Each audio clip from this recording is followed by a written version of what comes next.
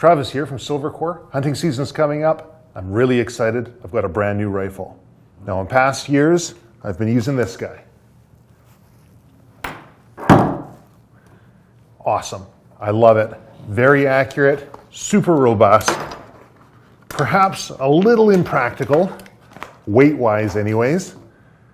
So what I've moved to is this rifle right here. It's a Sako 85, renowned for their accuracy, but I wanted to push that accuracy a bit further. So what I did is I reached out to a local barrel manufacturer located here in British Columbia, Canada, International Barrels. They're known for making high-end precision rifle barrels. This one's a 20-inch barrel chambered in 6.5 Creedmoor. It's got a 1 in 8 twist. Before I take this firearm out to the range to sight it in, I'm gonna need to mount a scope on it. And that's the topic of this video. Roll intro.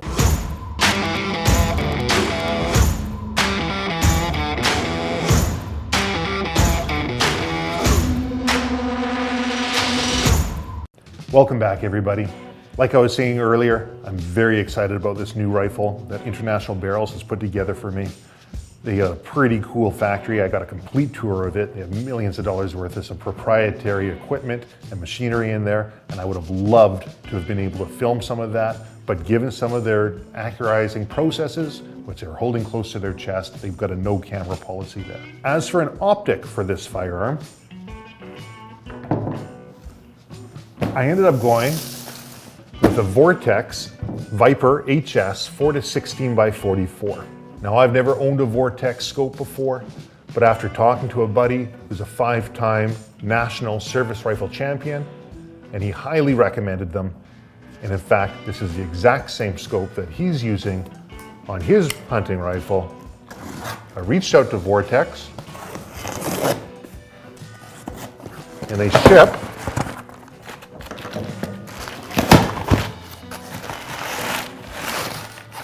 a hat. Very nice.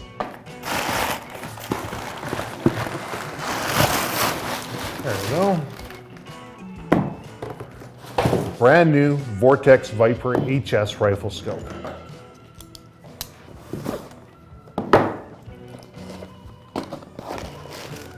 Hoo-wee! Look at this guy. It's a good looking scope. Take off the tags. What else we got in here? Comes with a sunshade. That's nice.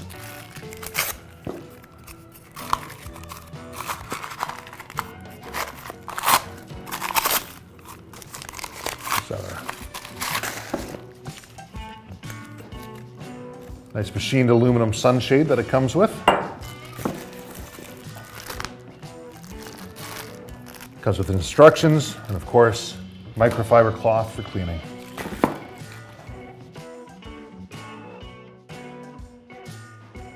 So one of the first things that you're going to want to do when you get a new rifle scope is you're going to want to set the diopter on it. What does that mean? Well, some people refer to it as the focus of their scope, but it's more the focus of the reticle. You want to make sure that the reticle is adjusted precisely to your eyes. Now, I've always find that a little bit difficult. And the reason is I got pretty good eyes and they adjust really quickly.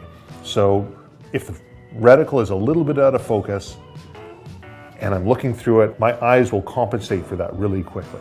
You're going to notice that it's got a plus or minus on the front here. And what that plus or minus is it allows you to turn your eyepiece to adjust that diopter. You're going to take a look at a neutral object, a blank wall, a blue sky. Get your eyes closed, you look through, you pull it up, and your first impression that you get is what you want to be looking at when you see that reticle. If it's not sharp, we start adjusting the diopter. We close our eyes, we look away, we look back in again, and we take a look. Go back and forth until you get a crystal clear reticle. Once your diopter is set, you can then put your bikini cover back on, or, you know, I like the flip caps. Butler Creek's made them for a long time. Vortex makes them as well. Throw on your flip cap cover, gives you some good protection. Now this Vortex cover, it's a snug fit. And it's advertised as being completely weather sealed, and I'd have to believe it. Test it out this hunting season to see how it works. The other thing that really appeals to me about the Vortex brand in general is their VIP protection policy. Now I had a chance to look at that on the website, and holy crow, if you damage this scope, as long as you're not willfully abusing it, you don't even need a receipt. You send that scope back. If that damage affects the scope's function, they'll either A, fix it or give you a brand new scope. You can't beat that. This rifle, being a Sako, or a Sako if you're a linguist, it already has a rail built into the top, and that rail accepts a proprietary Sako Optilock ring and base. At the bottom of my ring, you're going to notice there's a little nub that sticks out. That's for your rear ring. It fits right in on the rail. Push it all the way forward. Use your Torx key, tighten it in. And for now, we'll just do it hand tight. And we will repeat the process with the front. This is nice because as I look at it, your rear ring will not move forward at all, given that pin that's in there. And in fact, your front ring is on a dovetail taper. And if it were to move forward, it would only tighten further. Now the bases are to be tightened to about 45 inch-pounds. Generally, I know what that feels like. I can do it by hand. But if you want to be really precise, get yourself a torque wrench and you can adjust it in 45 inch-pounds. And we tighten it down until we feel the wrench slip. And we know it's at the desired torque.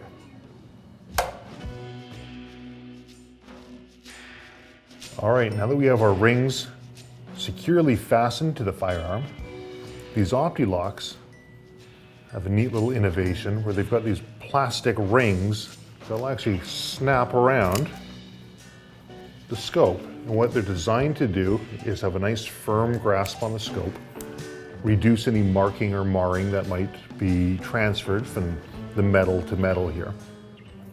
And so you line up both of those plastic rings and you place your scope so the break is in line. So when it tightens down with the top of the ring, everything compresses. What I do next is I'll put the top of the ring on. Take my screw, I screw it in. Now, so as to not cross thread, I'll go backwards, which is going to be counterclockwise on a right-hand thread, until I hear a click. When I hear that click, I then go forward. And I just do that because it helps line up my threads and ensures that I don't end up cross-threading, because you're not having a good day if that happens. And I'll repeat this process, both front and back, but loosely. I don't want to snug these down. The reason being is I still want to move my scope around. I want to make sure I can adjust the scope to the correct eye relief, and I want to make sure that scope's going to be level. When I adjust a rifle scope, I want to make sure that it's the correct distance away from my eye. Too close, under recoil, I could get scope bite. The scope could come back and hit me in my brow. Too far away, and I'm not going to have a proper sight picture. When I look through my scope, I'm looking for something we call clear glass, which means everything in that scope looks crystal clear all around the edges. If I see shading at the top or the right or the left, see some sort of a dark shadow, I know that the scope isn't in proper alignment with my eye. It's either too far forward or too far back, or perhaps my head is just off center of the scope. So what I have to do is I have to take a look at what I'm going to be using this scope for. Now, I'm going to use this one for hunting purposes, so probably not on my belly shooting prone. So I'm going to want to make sure that when I set up my scope distance from my eye, the proper eye relief, that I'm doing it from a position that I'll likely be shooting from, which is going to be sitting or standing predominantly. Now this is something you can do by yourself, or it's something that can be done with a partner, and sometimes it's a bit easier. But what you want to do is take a look on through. And I have, right now, my magnification is at the lowest magnification possible. As I look through here, I can see if it goes backwards or front. Well, this has got a pretty impressive eye box on it, which means I'm getting clear glass at a pretty wide range. All right, when I find something that looks good for my eye, got my proper cheek weld, I'll be shooting it from a position sort of like this. I can see right now that I'll probably want to build up the stock a little bit with some sort of a cheek piece because my cheek's going to be riding a little bit lower. Okay, so that looks good. What I can do to ensure that I maintain that position is take a piece of tape and square it off, put it over the ring, and I know exactly where my eye relief is supposed to be. I want to make sure that reticle on the inside is not canted one side or the other. There's a few different ways we can achieve this. One of the easiest ways, whenever possible, is you take a look at the bottom of your scope and it's going to have a flat there. If you had a different rifle, something that had a flat rail that goes all the way across, you'd sit in and tip that bar stock just slightly until you got that flat right across the top and you could level it. Now this rifle unfortunately doesn't have that, and I can't level it off the round tube there. On this firearm, what I'm going to do to make sure it's absolutely level is I'm going to actually use a level. Now in years past I've gotten really close just by eyeballing, but if you're doing this and you want to be 100% sure, or if you're doing it for somebody else, take the time, use a level, and find out exactly, make sure that reticle is dead on. Now to find level on this guy, I'm going to take the scope straight off, put it on down, and I'm going to use a level. You'll notice it's magnetic. I'll stick it right on the flat part that's milled into the receiver. I'll go left and right, I'll level off the scope, make sure we're cranked in nice and tight. Hey, looks good. With that bubble, the more accurate we are, the happier we'll be. So we make sure there's an equal amount of distance on either side of the line. And I repeat the process by placing this device on the barrel. And what I'm going to want to do with this guy, get it on nice and close, tighten it down, and for any minute adjustments, I'll dial it with this guy right here.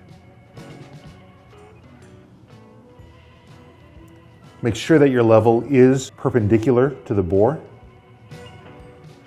You don't want to be judging level at an angle left or right because it's going to give you a false reading. And I'll do that by pressing straight back against the rings. Now it's time to snug your ring screws down.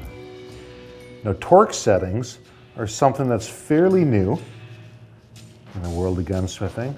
We went for a very long time without anybody talking about torque settings because people just, I guess, through trial and error, knew how hard to tighten something down before they stripped a screw or crushed a scope tube. But to eliminate that trial and error, manufacturers have now come up with torque settings. Now you'll notice when I tighten down these screws, I do so in a zigzag pattern, kind of like tightening the lugs on your car's tire. I'll start on one to the other and then back and forth, and I'll just kind of snug them down. The other thing that I'm looking for is I want to make sure that I'm not cranking one side down and leaving a big gap on the other side. I want to make sure that I've got an equal amount of height on either side of that ring. These Sako OptiLocks recommend a 45-inch pound on the base and about a 17-inch pound on the rings. I've got it to 17-inch pounds.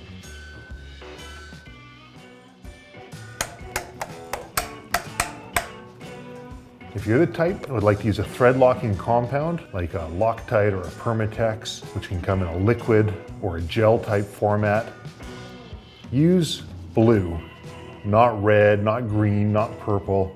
blue, medium strength Loctite, because you want to be able to get those screws out in the future. Use something too strong, you'll end up stripping your screws if you don't take the proper precautions. If you're going to use any Loctite, you'll take out one screw at a time, Loctite it back in, then move to the next one, again in the same crisscross pattern.